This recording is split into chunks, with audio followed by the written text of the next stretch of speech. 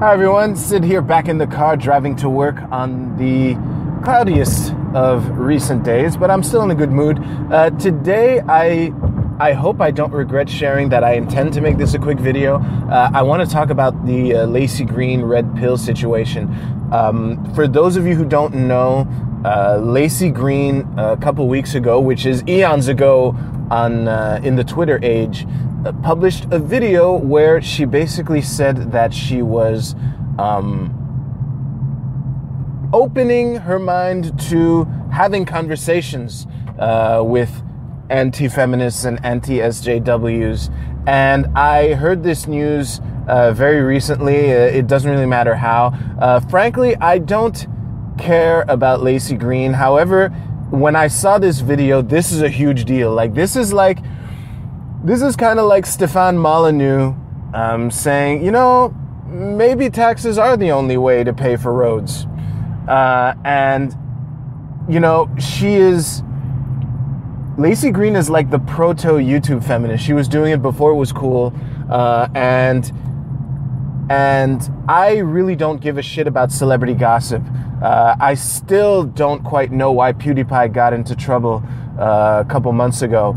But this is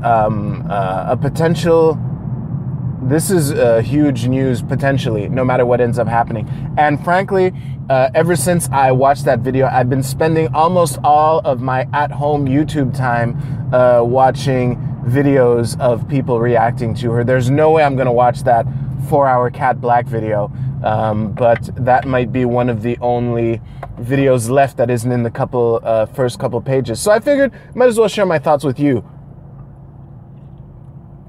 Now, first of all, I would like to preamble this with my thoughts on feminism in general. Frankly, I don't care enough about feminism to have a strong opinion, pro or con. I think that feminism is one of those terms that have been hijacked and means a bunch of different things to a bunch of different people. But I think that, how can I say this? I think that most people are decent, and most people agree with the ideas of classical feminism, myself included, in the sense of equality between the sexes, and that's about it. I think that lately it's been bastardized into this thing that has basically been used as a tool to shame people. I think that's what most women think, because as I saw recently on an unrelated YouTube binge, most women do not identify as feminists in the United States. However, the overwhelming majority of women believe in equality of the sexes, which means that in the minds of most women, feminism and equality of the sexes do not mean the same thing. So yeah, that's a point. And I will say this, let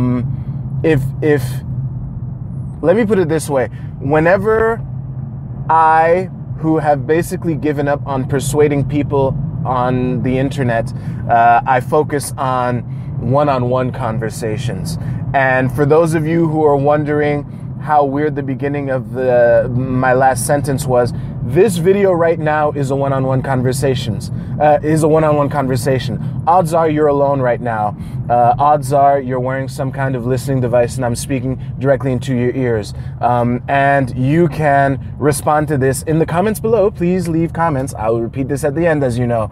So, to come back to what I was saying, whenever I find myself having a conversation with someone who describes themselves as a feminist, and we're talking about how brutal the family court system is to men, I'm the one who brought it up. So that is a clue, let's say, that supports the notion that feminism and equality of the sexes are not synonyms. So that being said, I think that it is a really fascinating thing watching people overreact. I will say this, when I watch, for lack of a better term, you know, I'm just going to use those terms, kind of like I do with lefties and righties. When I watch anti-sjws talking about how Laci Green was chastised by SJWs. I take that with a huge grain of salt because there's a conflict of interest. I mean, the whole spiel of anti-SJWs is to talk about how SJWs will turn on their own and kind of like I did just now, talk about how SJWs are mainly about finding reasons to shame people for making slight miscalculations, let's say, slight missteps in a direction that could be considered misogynist or transphobic or whatever. So yeah, but there is one thing though. I did watch some SJWs react to that, and the ones that I did watch seemed pretty reasoned. So that again supports how really it's all about waiting and seeing. I think that people who are trying to make projections are most likely talking out of their asses. It's difficult to see because it's difficult to know how sincere she is, and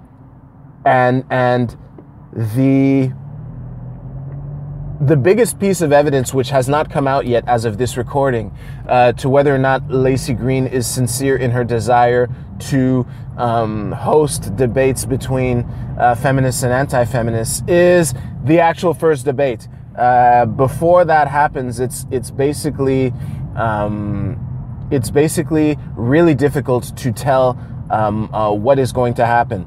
However, there are a couple things that I've learned in my exploration of this topic.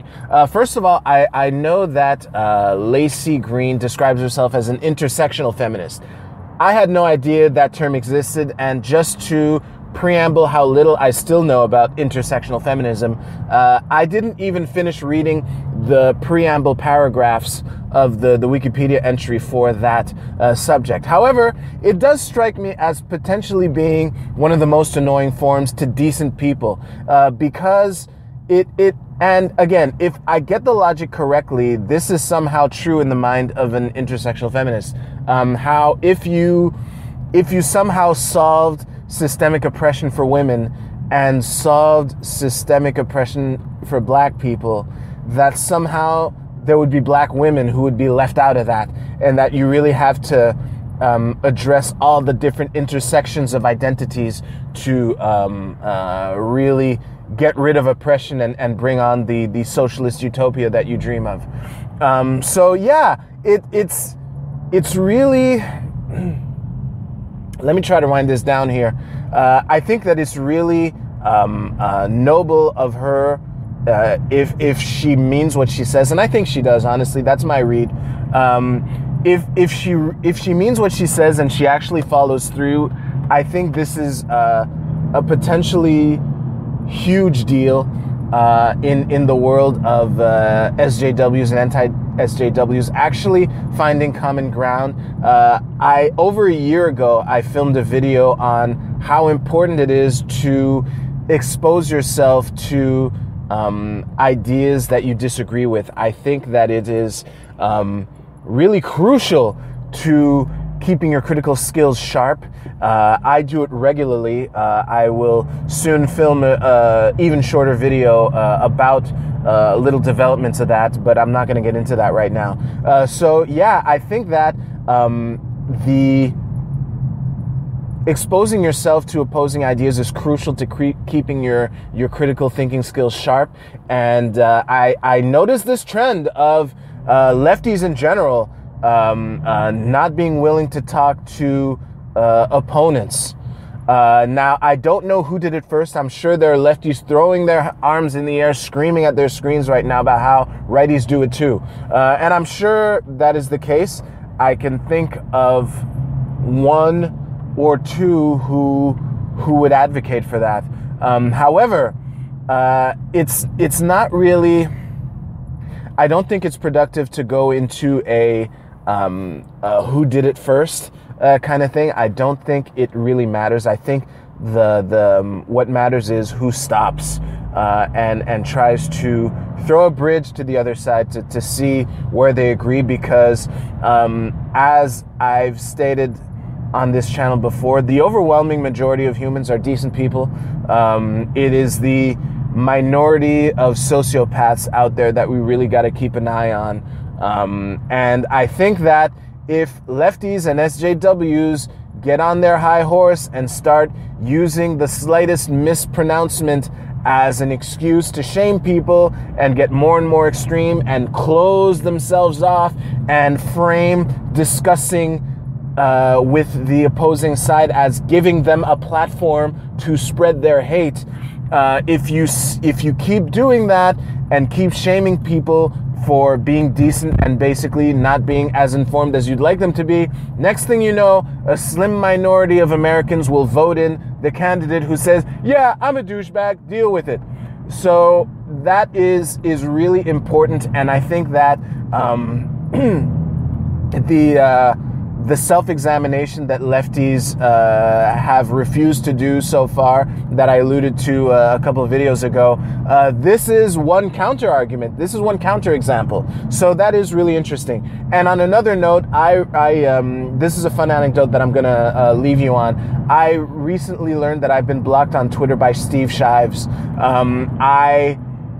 The only reason I even tried to find this out is because as I was looking into this whole Laci Green thing, and people mentioned SJWs, and I heard 2 non-consecutive channels say, you've probably been blocked by SJWs even if you've never interacted with them. I'm not kidding. Go to Twitter right now and you've probably been blocked. And I decided to test that hypothesis, and lo and behold, I've been blocked by SJWs. I had never even attempted to find him on Twitter before that moment. And honestly, considering some of the videos that I've filmed and posted on Twitter, the opposite would have surprised me. I'm sure that in the eyes of SJWs, I'm a white supremacist. So on that note, I, again, don't see how much I can add without rambling on. So thank you very much for watching and indulging me so far. Please leave your comments, like and share this video. If you haven't yet, please subscribe to me on YouTube, hit the bell to get notifications. And honestly, I think that this is a huge deal. I don't give a shit about celebrity gossip, and I'm completely fascinated by this potential unity between the Montagues and the Capulets. The war might end, who knows? And Laci Green, being the proto YouTube feminist, is the perfect person to make that happen if she's sincere and follows through. And again, the proof is going to be in the first batch of pudding that she releases, which I am very, very eager to see. And yeah, so please, again, leave your comments below. Tell me what you think, and I will see you soon.